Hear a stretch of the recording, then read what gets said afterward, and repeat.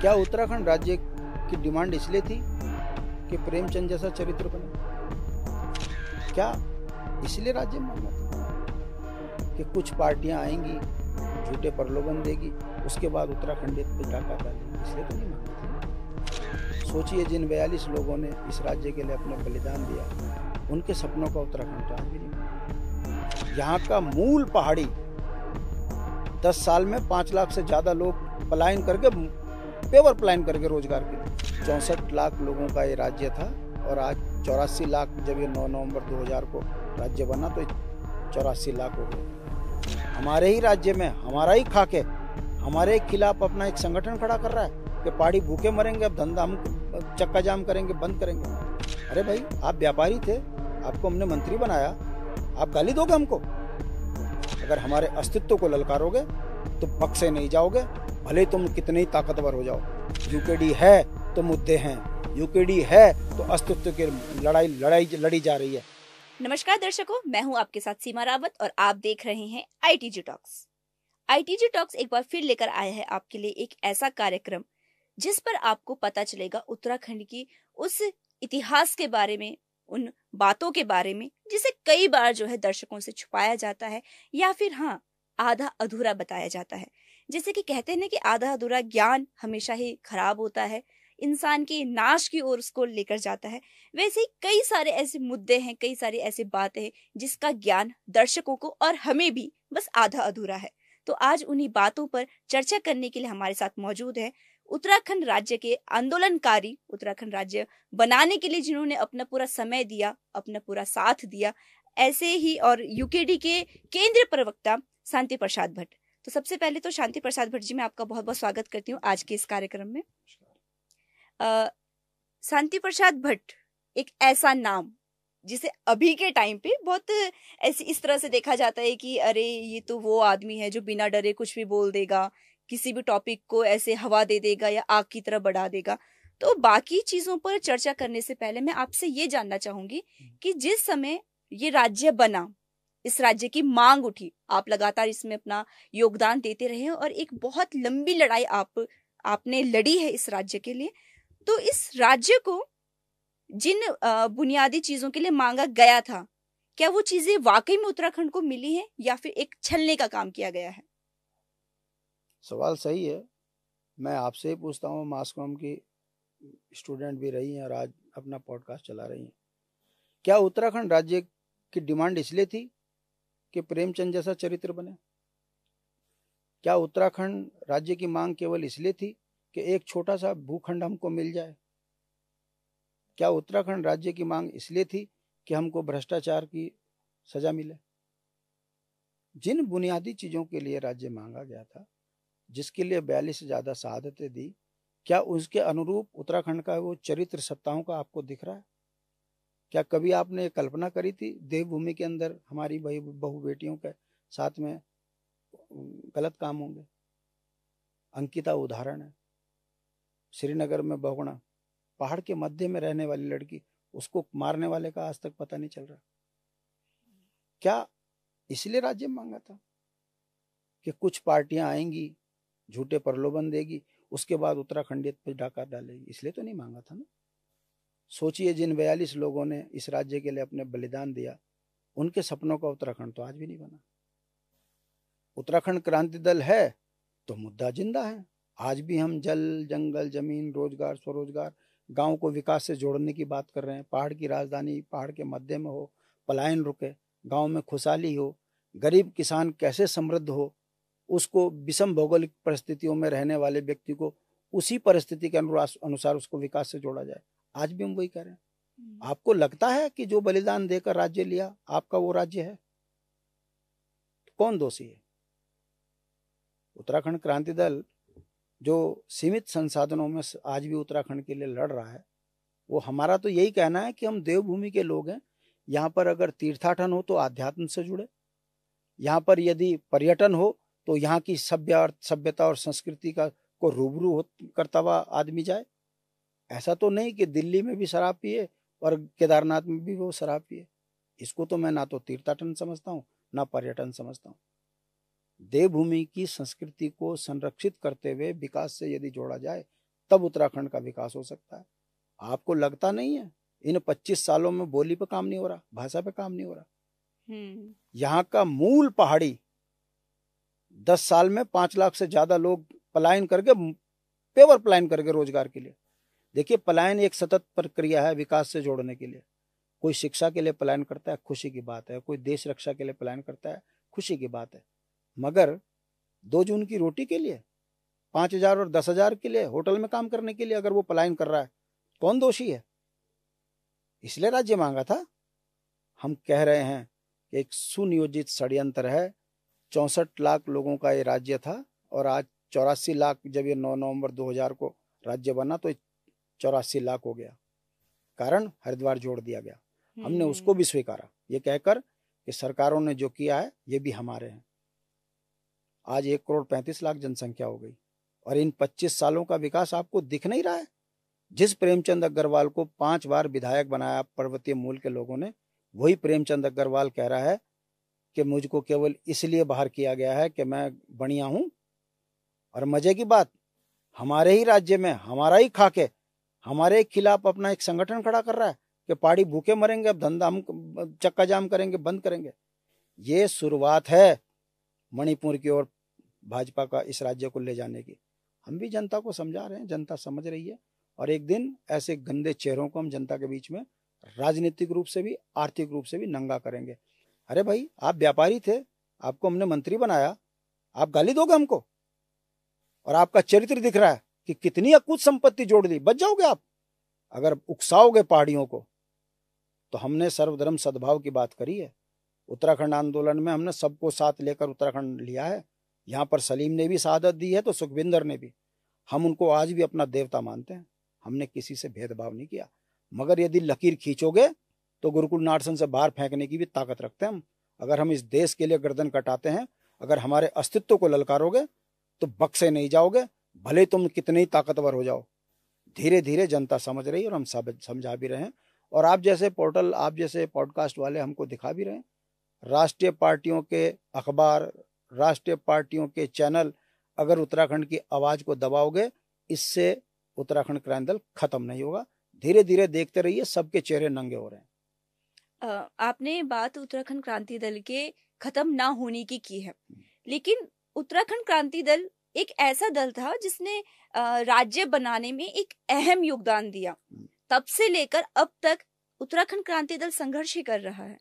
और कहीं ना कहीं ऐसा भी दिखता है कि जिस दल को आज सबसे ऊपर होना चाहिए था, वो दल लगातार पीछे छूटता जा रहा है। इसका क्या कारण है? देखिए, ये समझने वाली बात है। मानव विकास में भी 4.5-5 अरब साल लगे, तब आज हम एक दूसरे के साथ समझने और बोलने की बात को समझ रहे हैं। कहने का मतलब है, विकास एक सतत प्रक्रिया है। उत्तर प्रदेश एक विशालकाय राज्य था। उत्तराखंड वहाँ उपेक्षित महसूस कर रहा था कि हमको हमारी बोली भाषा पे काम नहीं हो रहा है, विकास नहीं हो रहा है। इसलिए एक अलग राज्य की जरूरत थी। हमने संघर्ष किया, राज्य लिया। मगर राज्य बनने के बाद जिन बुनियादी चीजों पर काम होना था, नहीं हुआ। उत्तराखंड क्रांति दल का ये तासीर और चरित्र देखिए। जितने हिमालयी राज्य हैं, नागालैंड, आसाम, मणिपुर, जितने भी देख लीजिए, वहाँ जितने भी आंदोलन हुए, हिंसक हुए, उत्तराखंड क्रांति दल ही एक ऐसी पार्टी थी जिसने अपने राज्य को कभी भटकने नहीं दिया। हमने सबको साथ लिया। हमने ये कहा कि जो हमारा भूखंड है, इसके अंदर रहने वाले हर एक नागरिक को हम संपन्न बनाएंगे। मैं चुनौती के साथ कह रहा हूँ, कोई एक उदाहरण बता दीजिए कि हमने किसी को ये कहकर मारा हो कि ये हमारा नहीं है। मुलायम सिंह ने 94 में जो गोलीकांड रामपुर तिराहे में किया, वो एक लाइन थी। अगर हम चाहते तो उत्तराखंड हिंसक हो जाता। मगर इंद्रमणि बडोनी जी, काशी सिंह हरी जी, दिवाकर भट्ट जी, विपिन त्रिपाठी जी, ये विद्वान लोग थे। इन्होंने कहा नहीं, नफरतों से कभी सत्ताएं ठीक से चल नहीं सकती। हमारे राज्य, हमारी सत्ताएं, अगर हमारे साथ सत्ताओं ने षड्यंत्र किया है तो हम लोकतांत्रिक तरीके से जवाब देंगे। हम गांधीवादी लोग हैं, हम हिंसक नहीं होंगे। बताइए, उस दौरान में किसी को थप्पड़ मारा? आज प्रेमचंद अग्रवाल बोल रहा है मैं बढ़िया हूं, मुझे इसलिए हटाया। वो ये नहीं बोल रहा कि मुझे 5 बार इन्हीं पहाड़ियों ने विधायक मंत्री बनाया, तब तो वो चुप था, तब तो मेरा पहाड़, मेरा प्यार। और जैसे ही लूट के धंधे में से तुमको साइड किया और तुम्हें लग गया दर्द और तुम भड़काने लगे।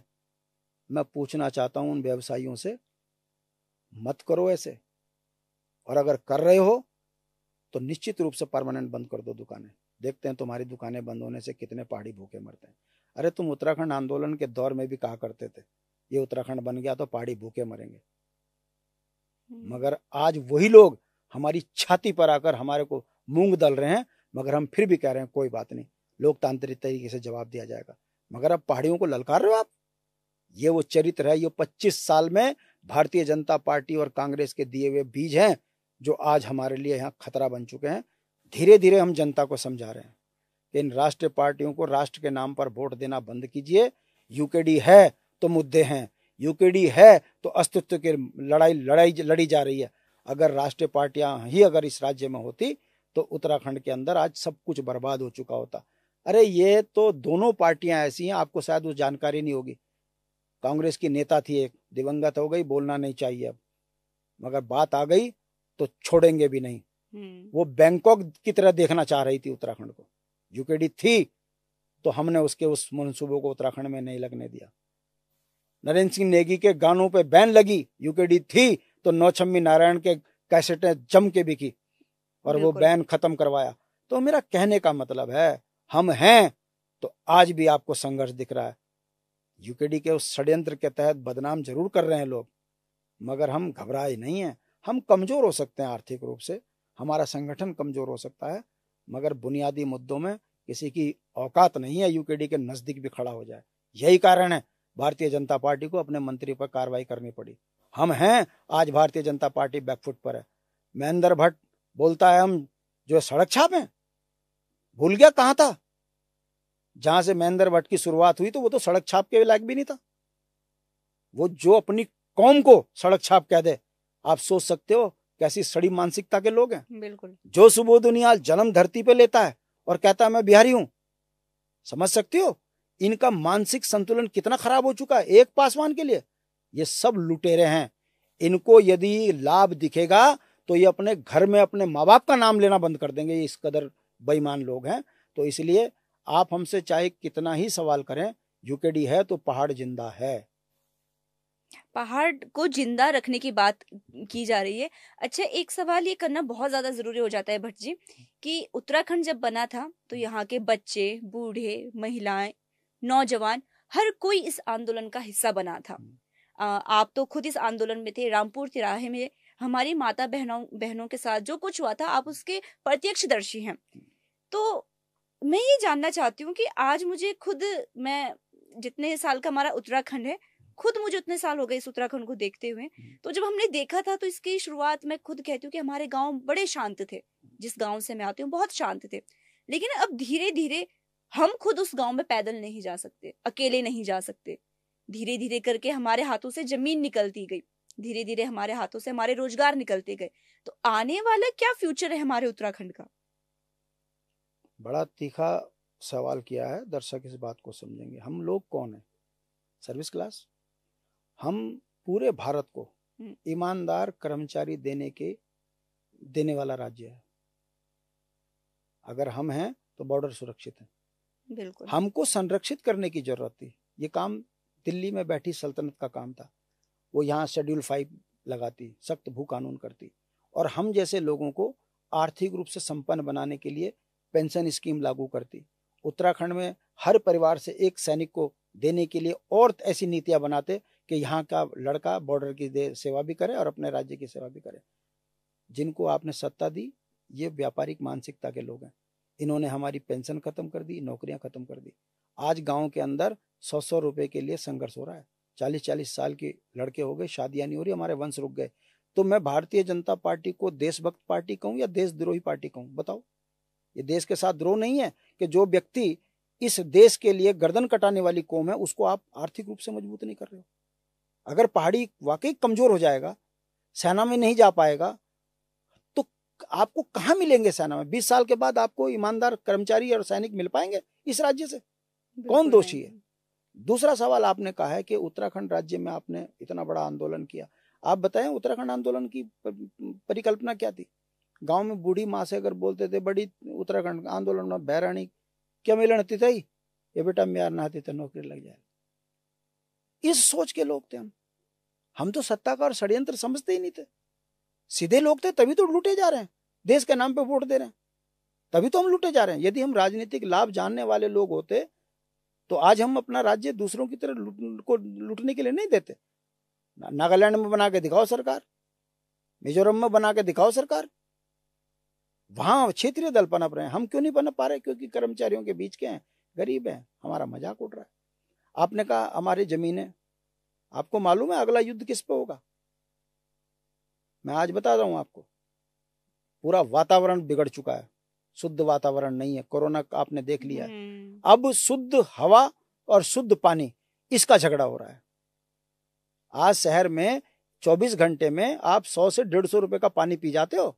बिल्कुल, पानी मिलना बंद हो जाएगा। जैसा अभी मार्च का महीना है, कितनी गर्मी हो गई। जिस दिन पानी का स्रोत खत्म हो जाएगा तब क्या होगा?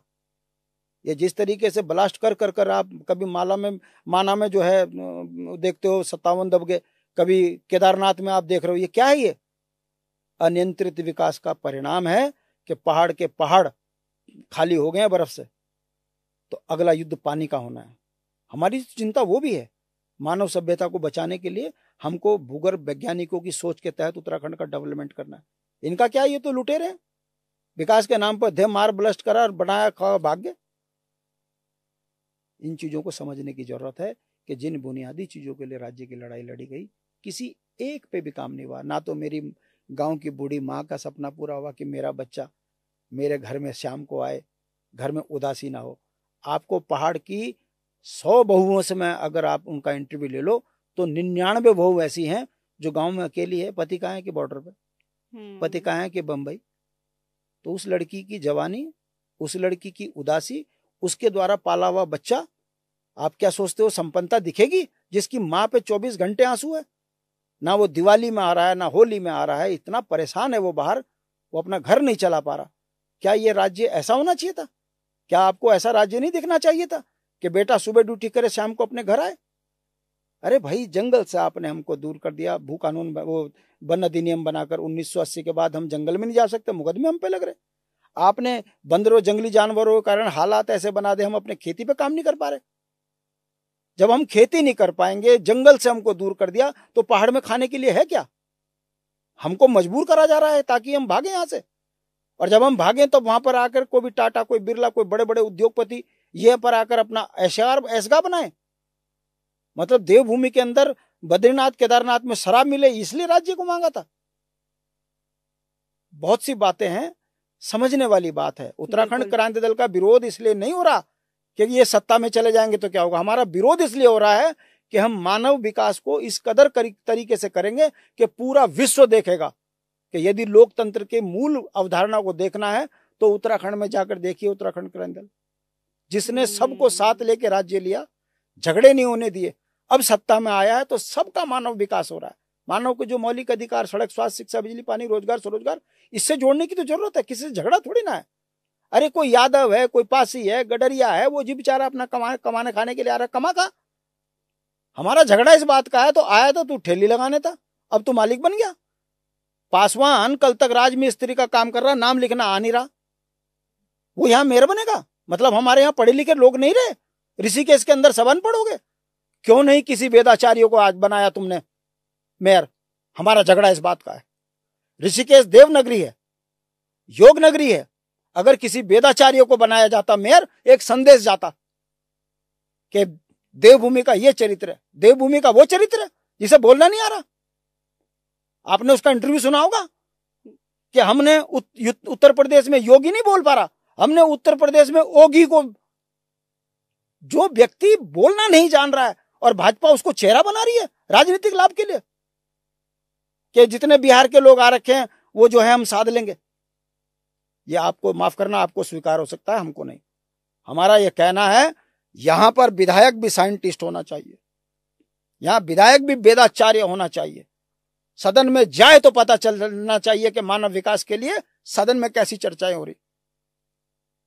दुख के साथ कहना पड़ता है, जब मूल मुद्दों पर बात होती है तो सदन में दोनों पार्टियां बारी गमन कर देती हैं। रोजगार पर नहीं बोलते, भ्रष्टाचार पे नहीं बोलते, विकास पे नहीं बोलते, पलायन पे नहीं बोलते, नौटंकी करते हो और बजट पास कराया और उसके बाद सदन खत्म और चल दो बाहर। और जब एक बटोला बोलता है तो सारे चुप हो जाते हो। नहीं दिख रहा आपको? ये पीड़ा है हमारी। सदन में बेईमान लोग पहुंच गए। बुटोला की अगर बात करें, आपको थोड़ा यहाँ पे मैं पूछना चाहूंगी, बुटोला की अगर बात करें कि अधिकतर सदन में ये देखा जाता है कि जब विपक्ष का कोई एक व्यक्ति विरोध करता है तो सारा विपक्ष एक साथ हो जाता है, लेकिन बुटोला का साथ उनकी भी पार्टी ने नहीं दिया। तो ये तो कहीं ना कहीं ये भी देखना बनता है और ये सवाल जरूर उठता है कि क्यों नहीं विपक्ष भी एक साथ है।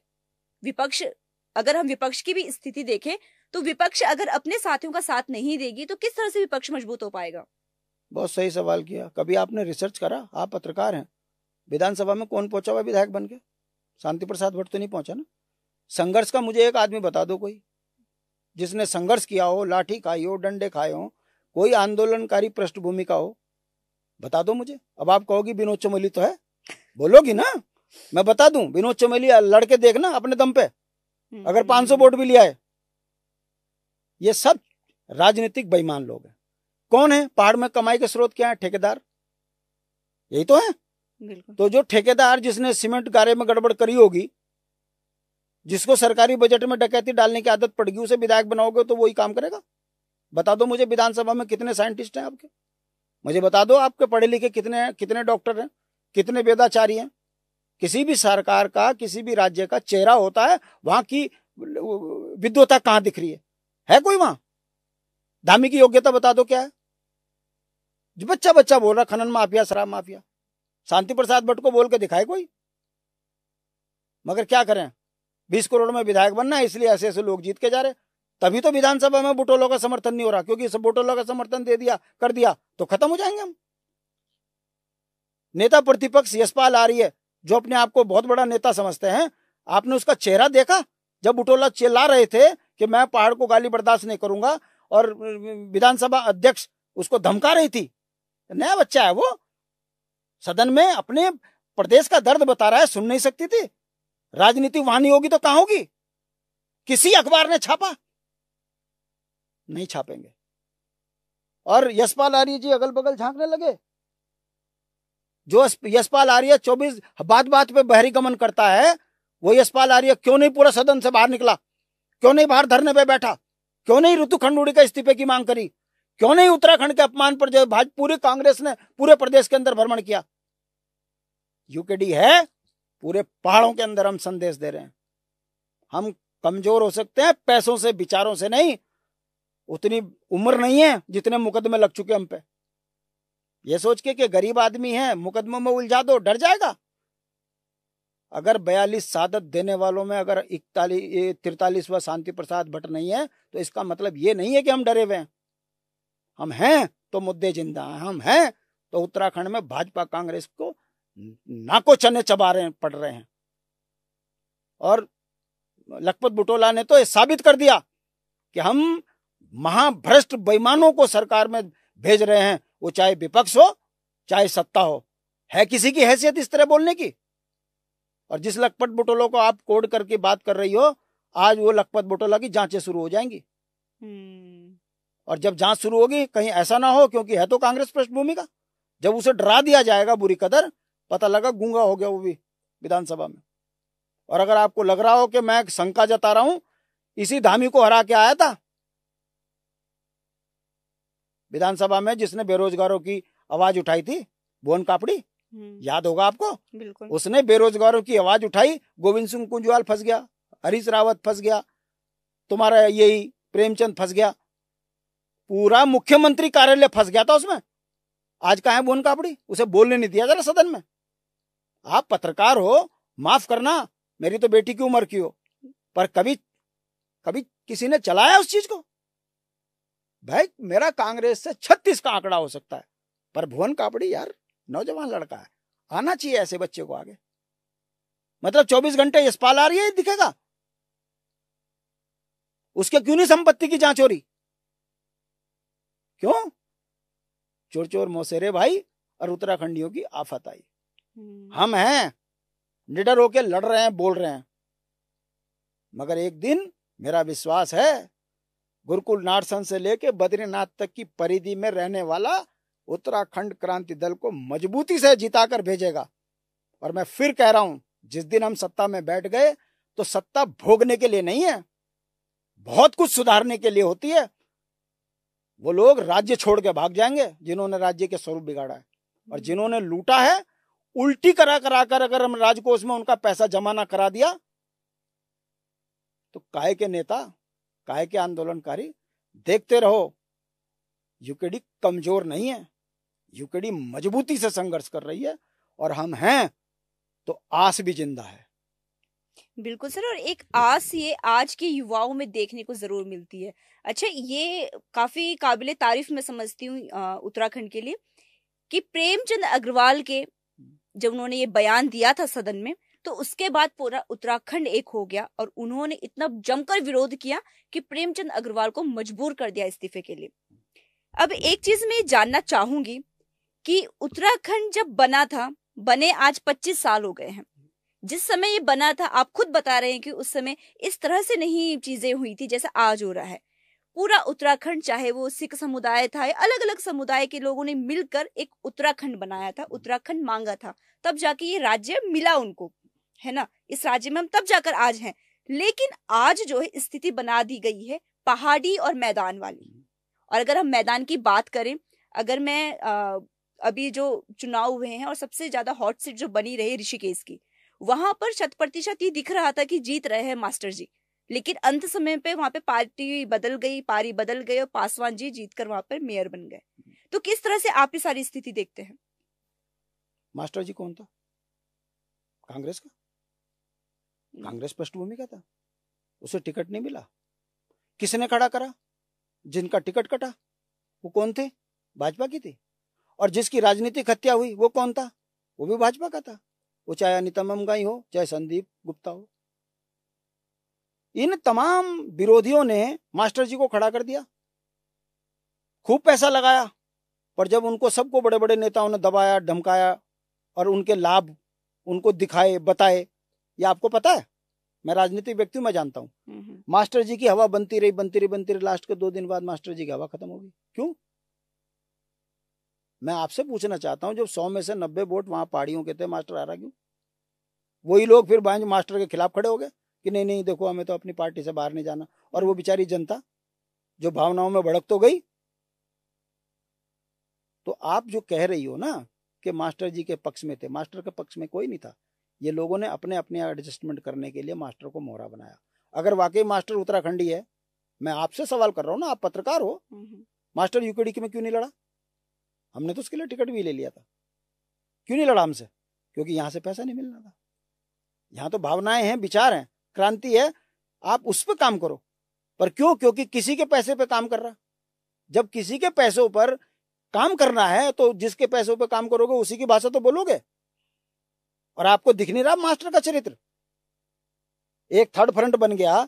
मैं पूछना चाहता हूं, अगर तुम्हें उत्तराखंड से प्यार है तो आओ ना यूकेडी में। क्यों थर्ड फ्रंट बन रहा? आपको नहीं पता कि 2-2, 3-3 हजार वोट काटो फिर भाजपा के लिए काम करो?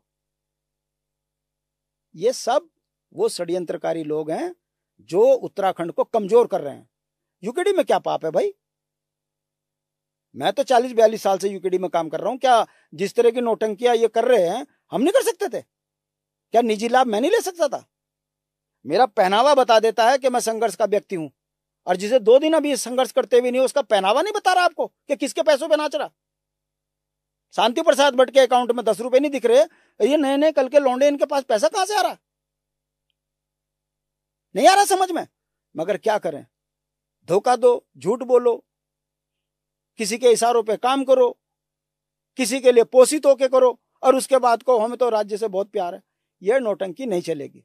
जिसे राज्य से प्यार है वो आए, बुनियादी सवालों पर अपने क्षेत्रीय दल को मजबूत करे। इसने राज्य बनाया, इसकी लेगेसी है। और क्या लेगेसी है बताओ? कांग्रेस की लेगेसी तो है देश आजाद किया। भाजपा की लेगेसी है कि वो हिंदू मुस्लिम करके उन्मादी पार्टी है। उत्तराखंड क्रांति दल की भी लेगेसी है, जन संघर्षों के बलिदानों से बनी हुई पार्टी है, राज्य बनाने वाली पार्टी है। हम ताकतवर हैं, वो जो कल तक मम्मा माँ जी का दूध पी रहे थे, सुबह कह रहे कि शाम को कह रहे कि ना अब हम ही बड़े वीर हैं। समझिए, मेरी बात तीखी लग रही होगी आपको, क्योंकि आप भी उसी युवा पीढ़ी के हो जो भटके हुए हो। माफी से के साथ कह रहा हूं, मगर सच बोलने की और सच दिखाने की ताकत नहीं है किसी को। आपकी बात पे आती हूँ मैं। आपका कहना है कि युवा जो है भटका हुआ या फिर किसी और की बातों पे चल रहा है। इन्हीं युवाओं में से कुछ लोग यूकेडी में भी थे। अगर हम शिव प्रसाद सेमवाल की बात करें, मोहित डिमरी की बात करें, लूसन टुडोरिया जैसे युवा जो आज एक तीसरी पार्टी के रूप में अपना एक मोर्चा खोले हुए हैं, ये पहले आए थे यूकेडी में, फिर क्या वजह रही कि ये निकल लिए? बहुत सही सवाल किया बेटा। शिव प्रसाद सेमवाल को डोईवाला से चुनाव लड़ाया, भाजपा कांग्रेस में मिलता चांसों से। शिव प्रसाद सेमवाल को उत्तराखंड क्रांति दल ने 2 महीने में मीडिया का पूरा जिम्मेदारी दे दी, ये कह के कि आप ड्राइव करो। कोई पार्टी दे देती? घुटने छिल जाते हैं, जिले में पद नहीं मिलता। हमने सीधा सिर पे बैठाया, हर एक बात शिव प्रसाद सेमवाल कहता था, मानते थे। क्या कारण है? शिव प्रसाद ने जो है चुनाव भी लड़ा, सब कुछ किया, अपराध आरोप लगा और भाग गया। आपको पता है शिव प्रसाद सेमवाल ने कितना बड़ा अपराध किया? उत्तराखंड क्रांति दल के पूरे कार्यालय में कब्जा करने की कोशिश करी। किसके इशारे पे पोषित हो रहा था? उसका उद्देश्य कब्जा करना था? उसका उद्देश्य उत्तराखंड में राजनीति करना था या संपदाओं पे कब्जा करना था? पूछता है कोई उससे? हमसे नाराज क्यों हुआ? मुझे तो आज तक नहीं पता। हम तो आज भी कह रहे हो अपने घर में लड़ो। ये क्या है, अपनी दुकान खोल के चल दिए। ये छोटी छोटी दुकानें खोल के क्या तुम उतना बड़ा युद्ध जीत जाओगे? अब आप मोहित डिमरी की बात कर रहे हो, पत्रकार था, पढ़ा लिखा है। शांति प्रसाद भट्ट ने उसके टिकट के लिए रात दिन एक कर दिया। रुद्रप्रयाग से चुनाव लड़ा, 4,500 वोट पड़ी। क्या कारण है वो रुद्रप्रयाग में संघर्ष नहीं कर रहा? बहुत प्यार है ना उसको उत्तराखंड से, तो जिस 4,500 लोगों ने उसको वोट दिया वो वहां जाकर क्यों नहीं संघर्ष कर रहा? नहीं, यूकेडी छोड़ दो, यूकेडी को गाली दो, उसके बाद पोषित तो आपको सभी करेंगे। जितना यूकेडी कमजोर होगी उतना बाहर वाले हमारी छाती पर जो मूंग दलेंगे। प्रेमचंद अग्रवाल से लेकर वो जो धरने प्रदर्शन और पहाड़ियों को गाली दे रहे, ये इसकी शुरुआत है। मैं आपसे पूछना चाहता हूं, मोहित को पे ऐसी क्या कमी रह गई? लुसुन टोडेरे को तो यूथ का अध्यक्ष बना दिया। बिल्कुल, भाजपा कांग्रेस में बन जाता। कहने का मतलब है, सबसे सरल है, गरीब का कितना मजाक उड़ा लो, और जो अपनों का मजाक उड़ाता है वो खुद मजाक के पात्र होते हैं। वो खुद मजाक के पात्र होते हैं। ये जो गलतियां कर रहे हैं, एक दिन इनको इतना पश्चाताप होगा अपने पे, इन पे कोई विश्वास नहीं करेगा।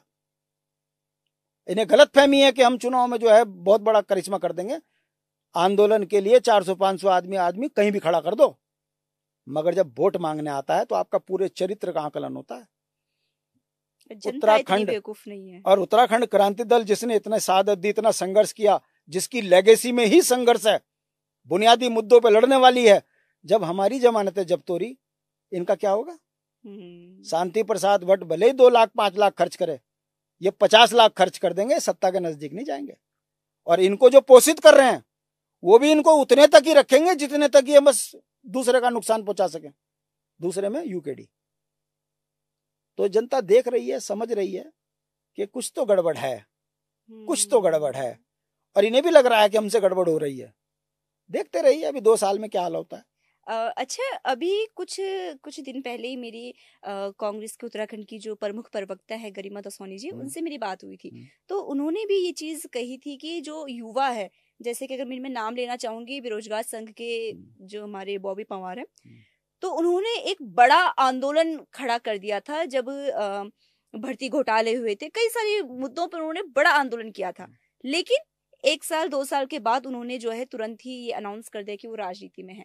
और इस चीज के लिए गरिमा दसौनी के ये वाक्य है कि उन्होंने कहा था कि युवा जो है जिन मुद्दों के साथ आता है अपनी छवि बनाने, उसके बाद उन छवि को पीछे छोड़ के वो राजनीति में कदम रख लेता है, जो कि बहुत जल्दबाजी है। तो आप किस तरह से देखते हैं इन चीजों को? उन्हीं युवाओं में से कई के पिताओं ने हमसे संपर्क किया कि हमारा बेटा बर्बाद कर दिया, मुकदमे लग गए। अब ये मुकदमे 5-7 साल 10 साल तक हटेंगे नहीं और हमारे बेटे की नौकरी लगेगी नहीं, सेना जाने लायक रहा नहीं, अपने राज्य में मिल नहीं रही, हमारा तो बेटा भविष्य बर्बाद हो गया। अब कैसे समझाएं? ये बॉबी पंवार पे आरोप लग रहे हैं। और बॉबी पंवार अगर नौजवानों के लड़े लड़ रहा था, मुझे बता दो कितने नौजवानों को आपने रोजगार दे दिया? सही बात है, कितनों को दिया? और जिन नौजवानों को सपना दिखा रहे हो तो क्या आप उत्तराखंड में ये चाहते हो कि उत्तराखंड में आप सारी सरकार बना लोगे? आप इस काम से जहां से जीतते वो भी नहीं जीत पाओगे। क्योंकि देखिए, शांति प्रसाद भट्ट उत्तराखंड क्रांति दल का है ना, तो शांति प्रसाद भट्ट के पीछे एक इतिहास भी है कि ये यूकेडी में दरी भी बिछाई इसने। शांति प्रसाद भट्ट का ये इतिहास भी है कि ये पहाड़ का जनूनी लड़का है। शांति प्रसाद भट्ट का ये इतिहास भी है कि सबको साथ लेके चलता है।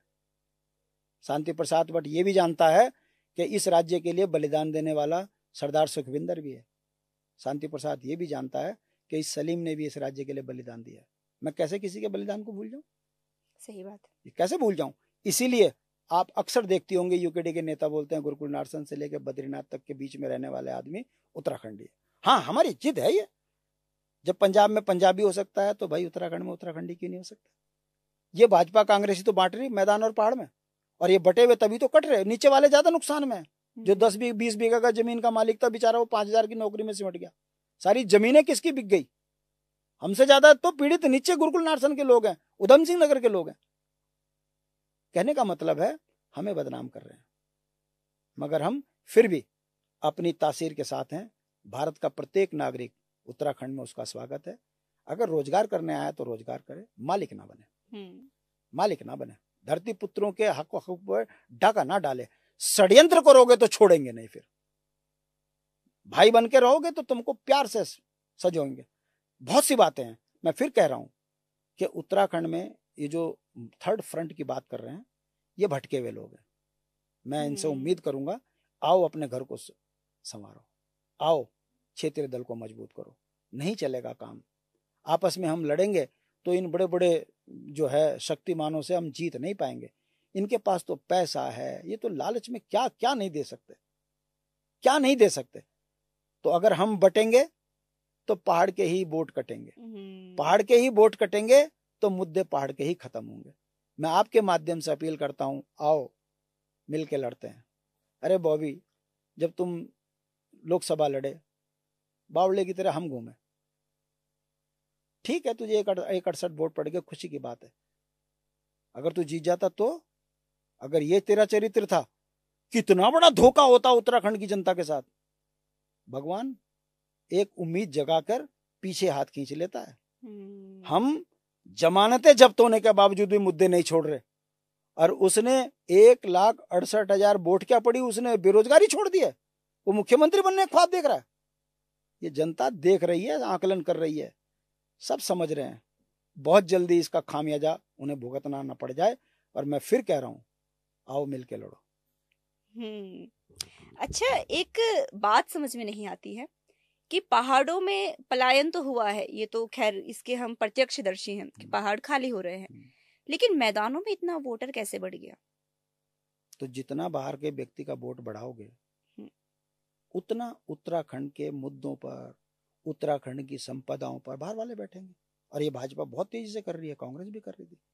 अभी आजकल आपने नेशनल खबर देखी होगी वोट फ्लोटिंग का।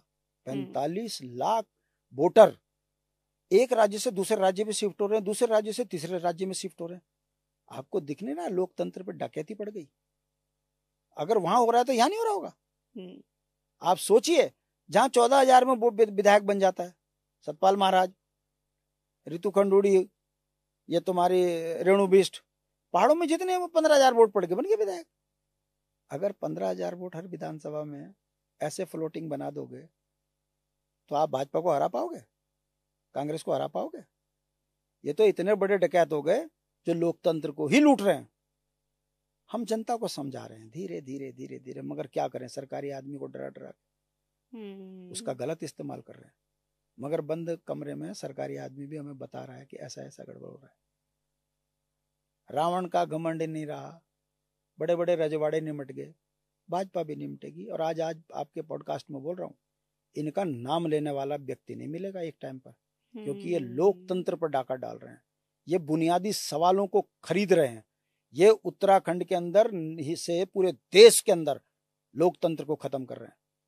सोचिए हिटलर का क्या हाल हुआ था।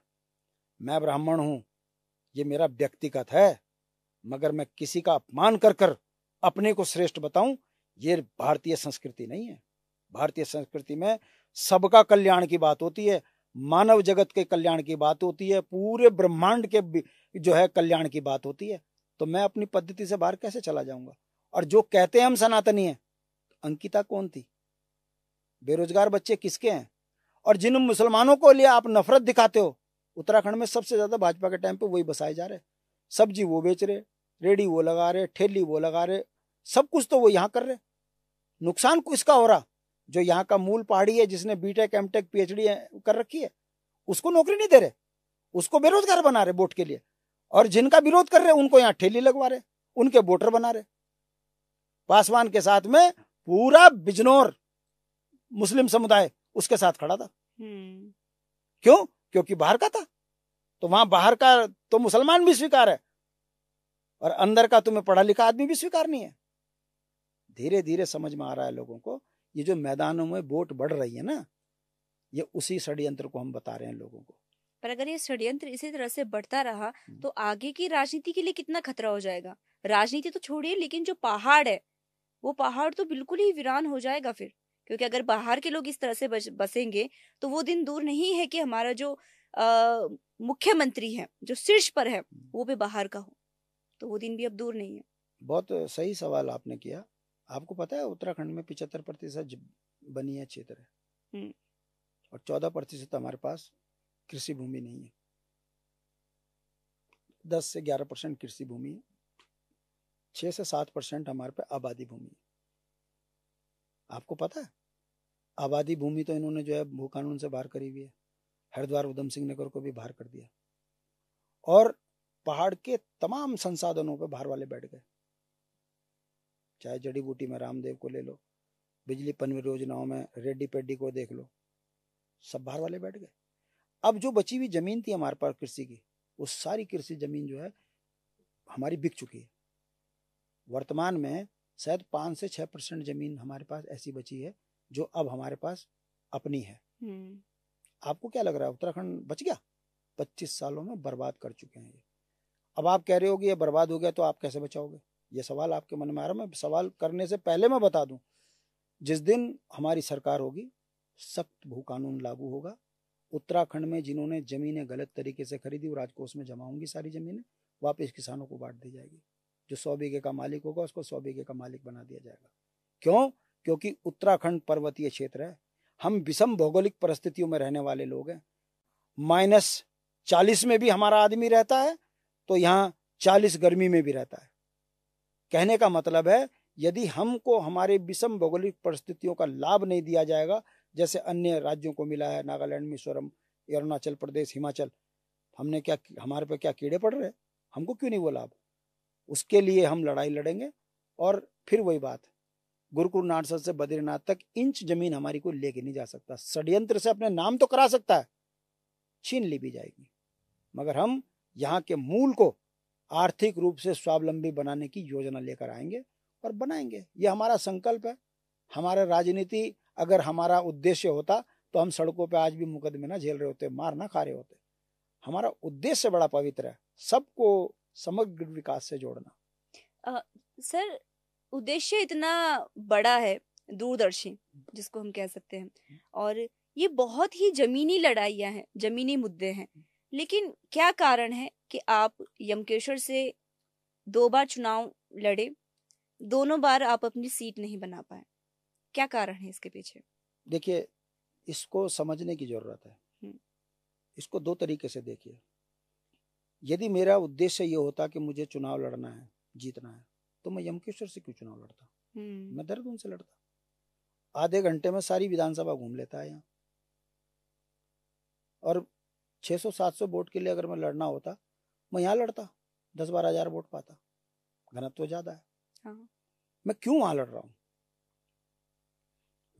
मेरी हार को आप उस एंगल से देखिए कि कितने काम करने की जरूरत है पहाड़ में, कि उनका घर लूट गया, रोजगार लूट गया, लड़के बेरोजगार हैं, जंगली जानवर बच्चे मार रहे हैं, खाने को रोटी नहीं है, ऐसी स्थितियां बन गई, हम निराशा में जी रहे हैं। उसके बावजूद भी पहाड़ी आदमी पहाड़ी को वोट नहीं दे रहा। तो इसको अज्ञानता से ना जोड़ा जाए। क्या मुझे और मेहनत करने की जरूरत नहीं है? मैं रात दिन लगा रहता हूं, रात दिन, डे नाइट, इसलिए ताकि ज्यादा से ज्यादा लोग जागरूक हों और शांति प्रसाद भट्ट चुनाव ना जीते। समाज जीत के आए, समाज नेता पैदा करे। मैं 10 करोड़ लगा लूंगा, हार जाऊंगा। मैं 1 अरब खर्च कर दूंगा, हार जाऊंगा। क्योंकि जो मुझे हराने वाले हैं वो पैसों से ही तो मुझे हरा रहे हैं, और मेरी जीत समाज की जीत होगी। इसलिए जब पैसा बनाम मुद्दा, पैसा बनाम शांति आएगा तो शांति प्रसाद भट्ट जीत के आएगा। मैं और मेहनत कर रहा हूं, मैं निराश नहीं हूं। नहीं तो एक चुनाव में लोग घर बैठ जाते हैं। बिल्कुल। मैं 2 चुनाव हारने के बाद तीसरे चुनाव में और ताकत की बात कर रहा हूं, ये सोचकर शायद जागरूक होगा समाज। राज्य आंदोलन के दौर में हमको कहा करते थे ये यूनियन बनाना उत्तराखंड, कभी निवाण निवाण निवाण निवाण, हमारे घर वाले कह देते थे। पर देखिए 90 के दशक के आते आते सब घुटनों में आए और 2000 में राज्य बन गया। तो सोच बदलने में टाइम लगता है। अभी हमारे लोग पहाड़ के राष्ट्र के नाम पे, सारे तो सैनिक हैं, हर दूसरा आदमी तो फौजी है। वो राष्ट्र के नाम पे दबादब वोट डाल रहा, तब देख रहा कि मेरे लड़का तो फौज के लायक भी नहीं रहा, अग्निवीर बन गया। अरे मेरे लड़के ना छोड़ो, मेरे तो घर में खाने को मुश्किल होगी। अब उस फौजी को डर लग रहा है मैं मर गया तो मेरे बच्चे क्या खाएंगे। अब उसको डर लग रहा है तो अब देख रहा है वो यूकेडी की तरफ। नहीं यार, यूकेडी अच्छी है भाई, ये लड़ रही है, ये तो कह रही है हम पेंशन भी दे देंगे, ये तो कह रही है कि घर में अपने खेती करो 200 रुपये रोज लो, ये तो कह रही है महिला को गौरव कन्या धन के तहत हम 200 रुपये रोज देंगे, अपनी गाय भैंस चल पार, बकरी रख। यार ये तो बहुत बढ़िया पार्टी है। तो बिना उसके जो है हमको संपन्न करने की बात करिए भाई, यूकेडी को लाओ। अब वही वाली बात आती है, पोलिंग बूथ कैसे मैनेज होगा। 177-78 पोलिंग बूथ पहाड़ में होते हैं। एक पोलिंग बूथ 1 किलोमीटर, दूसरा पोलिंग बूथ 10 किलोमीटर पर। तो एक गरीब आदमी कहाँ पढ़ पाएगा। वो पैसे वाले तो बैठे हुए हैं पोलिंग बूथ के बाहर जलेबी बना के, वोट दे और जलेबी ले जाए 1 किलो, वहां तो बैठे हुए हैं। ये बोतल वोट दे और बोतल ले जा और बकुर ले जा, पन्नी की थैली में। तुम मालूम है पहाड़ों में जंगलों में पन्नियों की थैलियों में बैठे रहते हैं लोग,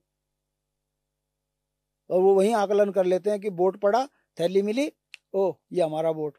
जो थैली लेने नहीं गया वो हमारा नहीं है, जो दूसरी जगह पे थैली दे रहा है वो वहां उसको।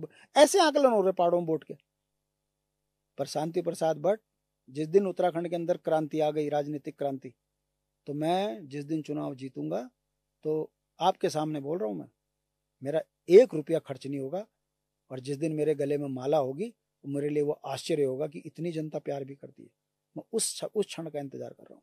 मर जाऊंगा, मुद्दे नहीं छोड़ूंगा, ना घबराएंगे। उत्तराखंड का जो पवित्र मकसद है राज्य विकास, उस पर हम निरंतर काम करते रहेंगे। तो मेरी हार से कोई मुझे फर्क नहीं पड़ता। अच्छा सर, विकास की बात आई है, राज्य विकास की बात आई है, तो धामी सरकार का एक मतलब अगर उनकी नज़र से हम विकास देखें तो रेल परियोजना, और अगर हम बात करें केदारनाथ की, जो हमारी धार्मिक मान्यता में हमारे लिए बहुत ज़्यादा महत्व रखता है केदारनाथ। बाहर से, विदेश से, देश से लोग इतने सारे वहां पहुंचते हैं दर्शन करने के लिए। वहां एक नई योजना शुरू हो रही है रोपवे की। तो आप इस विकास को किस नज़र से देखते हैं? बहुत सही सवाल किया आप। फिर ऐसा ना कर दो कि जिन बाहर वालों को उत्तराखंड में आने में दिक्कत हो रही है उनके लिए सीधा हवाई कर दो, नीचे जरूरत ही क्या इंसान की। सत्ताओं का काम होता है आम व्यक्ति को कैसे संसाधन से जोड़ा जाए। वहां रोपवे नहीं बनेगा तो क्या लोग यात्रा बंद कर देंगे? आपको तो ऐसा करना चाहिए था, जगह जगह पे चट्टी बनाकर ऐसा करते कि लोकल आदमी वहां आर्थिक रूप से मजबूत होता। आप रोपवे लगा दोगे, वहां के लोग तो भूखे मर जाएंगे। फिर दूसरा, ठीक है, तो ये जो जियोलॉजिकल सर्वे वाले बैठे हुए हैं, जो भूगर्भ वैज्ञानिक बैठे हैं, ये बंद करो दुकान इनकी। ये क्यों कह रहे कि पहाड़ में खांसी भी नहीं मार करनी जोर से, और जब वहां गड़गड़ गड़गड़ गड़गड़ गड़गड़ चलेगा तो क्या हिमालय हमारे कमजोर नहीं होंगे?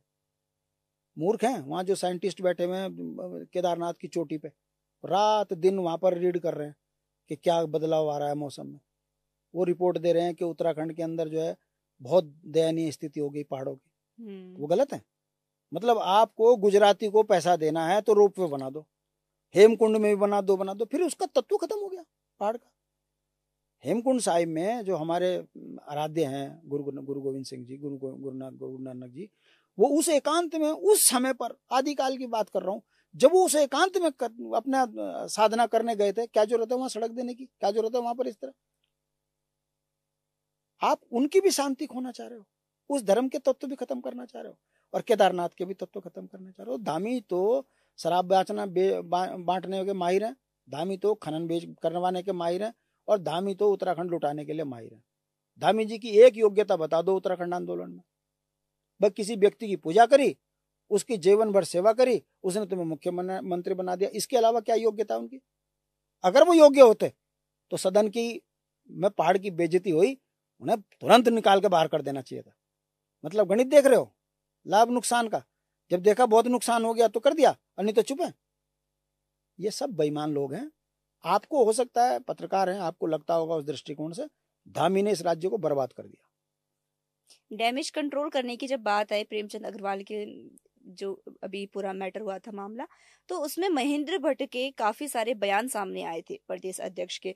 एक बयान में उन्होंने तो डायरेक्टली ये कह दिया कि जनता ने अगर चुना है तो जनता का इतना हक बनता है कि वो डायरेक्टली पूछ पाए अपने नेता से, अपने राजनेता से, कि भाई इसके ऊपर क्या कार्रवाई हो रही है। तो उन्होंने डायरेक्टली कह दिया कि आप जाकर मोदी से बात कीजिए, प्रधानमंत्री से बात कीजिए। तो राज्य की राजनीति में केंद्र की बात करना, केंद्र के वो भी प्रधानमंत्री को इंगित करना, तो किस तरह से देखते हैं सारे नजारे को आप? देखिए, वो बोल तो बहुत गलत गए, उसका खामियाजा भी उन्हें भुगतना चाहिए पड़ेगा आगे। ये फ्रस्ट्रेशन है। जब आपके पास कोई जवाब नहीं होता तो आप ऐसे व्यक्ति का नाम ले लेते हो जिनके नाम से आप यहाँ थर पे गए। अपनी तो योग्यता है नहीं। आप देखिए, महेंद्र भट्ट से पूछा जाए, तुझे पार्टी ने राज्यसभा भेजा, तेरी योग्यता क्या है? प्रदेश अध्यक्ष बनाया, योग्यता क्या है? सिवाय चाटुकारिता, इसके अलावा तो कोई योग्यता नहीं। मेरा तो 42 साल का राजनीतिक अनुभव है, मैंने तो उसे कहीं मार खाते भी नहीं देखा उत्तराखंड के लिए। और ऐसे उच्च पद पे बैठने के बाद हम ही को सड़क छाप कर रहा है। हम ही को ये भूल गया कि बोल क्या रहा है। चलो, हमें तो कहा सड़क छाप छोड़िए, जैसे ही उस पर राजनीतिक दबाव बना तो बोलने लगा मोदी से पूछिए। यानी कि मोदी मूर्ख है। अगर यहां पर प्रेमचंद अग्रवाल पे कार्रवाई नहीं हो रही तो मोदी मूर्ख है, इसका मतलब वो नहीं कर रहा। समझो ना, बात को समझने का तरीका होता है। और हम तो कहते हैं कि मोदी जी, तुम्हें उत्तराखंड से बहुत प्यार है। उत्तराखंड में अंकिता के मामले में तुम चुप हो जाते हो, उत्तराखंड में भ्रष्टाचार पे आप चुप हो जाते हो, और जैसे चुनाव आते हो दीदी बुलियो, फिर दीदी बुलियो। ये कब तक चलेगा दीदी बुलियो? आपकी बार इस बार आया, आपने फिर हमारी इस्तेजी करके चले गए, बोलो गाम तापो। तो हमने कहा ठीक है, इस आपकी गाम तापो योजना का पहला लाभार्थी हमने प्रेमचंद अग्रवाल को बना दिया। अभी से कहो गाम ताप। घाम तापने का मतलब उत्तराखंड में गाली होती है, और वांधियो मवासी लगल तेर घाम। तो मवासी तो लग गई इसमें प्रेमचंद की घाम। तो प्रधानमंत्री की इस सफल योजना का पहला व्यक्ति स्वर्णिम अक्षर में लिखा जाएगा, प्रेमचंद अग्रवाल है, वो गाम तापेगा। बिल्कुल। और अभी तो मांग उठ रही है रितु खंडूरी और महेंद्र भट्ट को भी पद से हटाने की, इस्तीफा देने की। तो इन सब चीजों को किस तरह से देखते हैं? और सबसे बड़ी बात, यूकेडी का क्या क्या भूमिका है इन सब चीजों में? मैंने कहा ना, मूर्खों को, जाहिलों को सत्ता दोगे तो फिर हमें बात बात पर मांग करनी पड़ेगी। पहला विकेट रितु खंडूरी का गिरना चाहिए था, जिसने संसदीय परंपराओं का अवहेलना करी। वो पीठ की सर्वोच्च महिला है, उसका काम था इसको वहीं खत्म कर देना। मगर उसने लखपत बुटोला को तो धमका दिया, जाओ यहां से, और उसके साथ में मुस्कुरा मुस्कुरा के बात कर रही। तो ये पीठ का काम नहीं होता। इसलिए जो भी अराजकता का माहौल बना है उसकी दोषी रितु खंडूरी है, उसको तुरंत पद से मुक्त कर देना चाहिए था। महेंद्र भट्ट, क्योंकि वो उसमें प्रदेश अध्यक्ष हैं, उसके बयान से उत्तराखंड के अंदर एक बहुत बड़ा गलत संदेश गया है। उसने तमाम राज्य आंदोलनकारियों को सड़क चाप कह दिया, तुरंत उसको हटा देना चाहिए था। तब तो मुझे लगता है कि मोदी जी को उत्तराखंड से प्यार है। मेरी समझ में आज तक नहीं आया, उत्तराखंड सारा बिक गया और मोदी जी कहते मुझे प्यार है। वो कैसा प्यार है? सारे गुजरातियों को पैसे वाला बनाना ही प्यार है उनका असली। अडानी अंबानी की गोद में बैठकर देश को लुटवाना ही प्यार है उनका।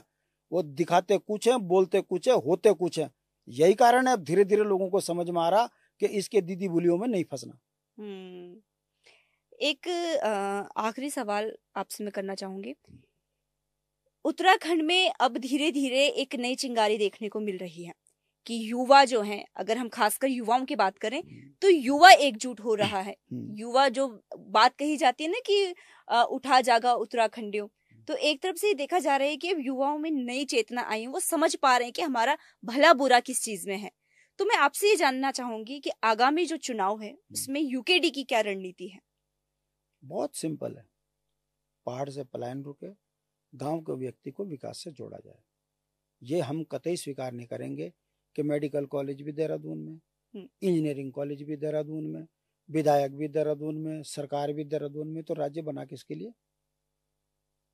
हमारा ये कहना है पहाड़ की राजधानी पहाड़ में हो, सरकारी जितने भी ऑफिसेज हैं वो पहाड़ों में जाएं, डायरेक्टर ऑफिस तक जो है हमारे पहाड़ों में बैठे, ताकि तभी तो जनता के काम होंगे। बद्रीनाथ का आदमी देहरादून काम कराने आएगा तो बेचारा 10-15 हजार रुपये तो गाड़ी की चाहिए। तो देखिए होता क्या है, हमारा मैदान और पहाड़ का मतलब नहीं, हमारा एक कहना है कि एक बहुत बड़ा भूभाग है जो विकास से वंचित है, जिनके लिए राज्य मांगा है उन्हें विकास से जोड़िए। सरकारी अमला ऊपर चला जाएगा तो सब कुछ ठीक है। जब माइनस डिग्री में आईटीबीपी का आदमी बर्फ में नौकरी कर सकता है तो जो पहाड़ में नौकरी नहीं कर सकता वो चला जाए छोड़ के। वो विधायक जिसे पहाड़ में ठंड लगती हो वो घर बैठे, कहाँ मना कर रहे हैं हम।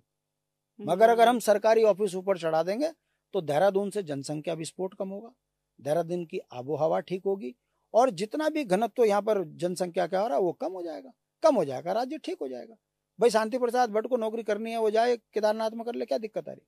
नौकरी करनी है कर, नहीं जा, जिसे पहाड़ में रहना है वो करेगा।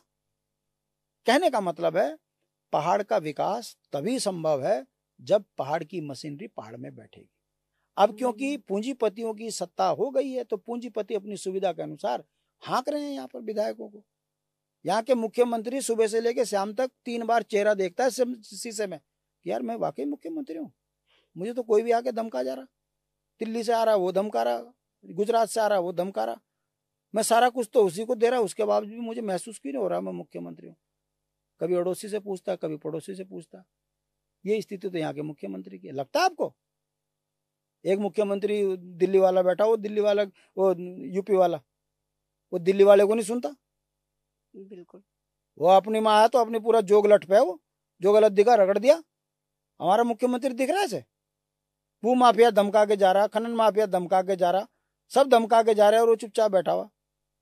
ये चरित्र नहीं है, क्योंकि योग्य नहीं है इसलिए डिलीवर नहीं कर पा रहे। बिल्कुल। और उत्तराखंड को, मैं खुद एक उत्तराखंडी होने के नाते मेरा भी यही कहना है, सभी दर्शकों को भी और जितने भी मेरे युवा साथी हैं, कि अगर उत्तराखंड में बदलाव देखना है तो सबसे पहले अपनी सोच में बदलाव लाना होगा, अपना भला बुरा खुद पहचानना होगा कि जिनको हम चुन रहे हैं। एक बात ये किसी नेता ने ही मुझे ये बात कही थी कि अगर हम किसी को चुन के ला रहे हैं उस टाइम तो हम एक रात की राजनीति में बदल जाते हैं, जो उन्होंने कुछ जो भी मिल गया उसमें हम बदल जाते हैं, लेकिन फिर 5 साल हम रोए ना। अगर हम एक रात में बदल रहे हैं किसी के कुछ भी बहकावे से तो फिर 5 साल भी भाई शांत बैठो। तो वही चीज है कि अगर आप 5 साल अपने मुद्दे, अपनी व्यथाएं अगर आपको अपने तक रखनी है तो ऐसे लोगों को चुनो, नहीं तो फिर मैं लौटो। इसी चीज को मैं बता रहा हूँ। 1 साल में 365 दिन, 5 साल में 1825 दिन। आप 15 दिन की धुआं चौकड़ी में क्यों अपने 1800 दिन बर्बाद कर रहे हो? वही ये जनता को समझना है। और राजनीति की इच्छा शक्ति देखनी है तो एक छोटा सा उदाहरण दे रहा हूं आपको। उड़की ढंडेरा में प्रकाश कांति है आंदोलनकारी, यहाँ से नीचे डेड है, वो मेरा भाई है। जब वो सफदरजंग हॉस्पिटल में एडमिट रहा, मैं 3 महीने उसके हॉस्पिटल में उसके बाहर रहा हूँ बैठा। अगर जिजीविका देखनी है तो जाके उसकी देखना। मृत्यु की सैया में पड़ा हुआ था और जब उसने 2-3 महीने बाद आंख खोली तो उसका पहला सप्ताह, मुझे बाबूराम की गोली मार नहीं सकती, मैं जिंदा रहूंगा, जिसे डॉक्टर ने डेड कह दिया था, केवल ब्रेन काम कर रहा था उसका। और वो आज जब वो ठीक हुआ कम से कम 7-8 तो डिग्रियां ली उसने। मैं इच्छा शक्ति की बात कर रहा हूँ, यूकेडी ऐसी नहीं बनी। और आज की डेट में अपना कॉलेज स्कूल चला रहा है, किसी का आश्रित नहीं बना। स्वाभिमान इसको कहते हैं। तो जो कि जिनके दिमाग में गलत फहमी हो ना कि 4 दिन में संघर्ष करके बहुत कुछ बन जाता है, मेरे लिए प्रेरणा का स्रोत है प्रकाश कांति रुड़की में। एक तो मेरा भाई है, दूसरा जब आदमी इतना बुरी हालत में रहे कि शरीर काम नहीं कर रहा है, दूसरे पे आश्रित है, उसके बाद वो कॉलेज खड़ा करके चला रहा है, इसी को उक्रांत कहते हैं, इसी को पहाड़ी कहते हैं, इसी को सच्चा सिपाही कहते हैं। मैं ये बात आपके सामने इसलिए कह रहा हूँ, जो 4 दिन संघर्ष करते हैं ना, वो अपनी मूंछों में ताव देते हैं, बाल भले ना आए हो कि हमने बहुत कुछ किया। अगर सीखना है तो प्रकाश कांति से सीखिए। ऐसे हमारे पास सैकड़ों उदाहरण है। और बिल्कुल ये स्वाभिमान मैं तो कहती हूँ कि हर पहाड़ी के अंदर होना चाहिए। ये इच्छा शक्ति हर पहाड़ी के अंदर होना चाहिए कि हमको भटकना नहीं है, हमको देखना है कि हमारा भविष्य किस तरफ जा रहा है, हमारा उत्तराखंड किस तरफ जा रहा है। और अगर उसको सही राह पे लाना है तो हमको ही सोचना होगा, अपनी बात पे टिकना होगा, सबसे बड़ी बात। नहीं तो ये तो अक्सर देखा जाता है कि जब आंदोलन होते हैं तो जुड़ बहुत सारे लोग जाते हैं, लेकिन जब वोट की बात आती है, सरकार बनाने की बात आती है, किसी को चुनने की बात आती है, तो वो जो आंकड़ा होता है वो सिमट जाता है, कम हो जाता है।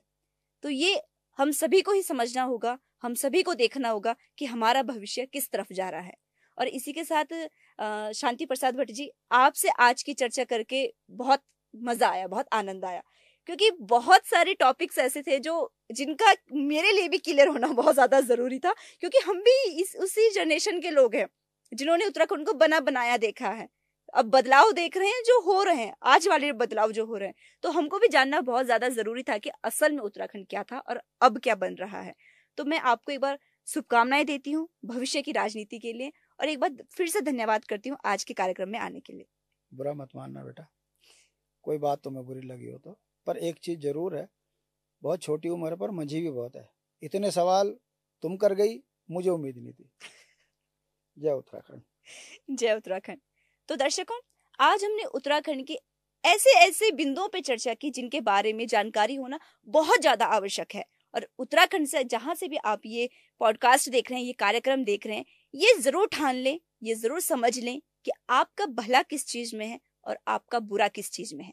खैर, बाकी चर्चाओं को लेकर, बाकी कार्यक्रम को लेकर मैं फिर से मौजूद होंगी। तब तक आप देखते रहिए ITG टॉक्स। और हाँ, इस वीडियो को ज्यादा से ज्यादा शेयर कीजिए, क्योंकि उत्तराखंड की बात हो रही है, उत्तराखंड के चैनल से बात हो रही है, तो बाकी लोगों तक पहुंचना बहुत ज्यादा जरूरी है। तब तक के लिए आप चैनल को सब्सक्राइब जरूर कीजिए और इस वीडियो को ज्यादा से ज्यादा शेयर कीजिए। धन्यवाद।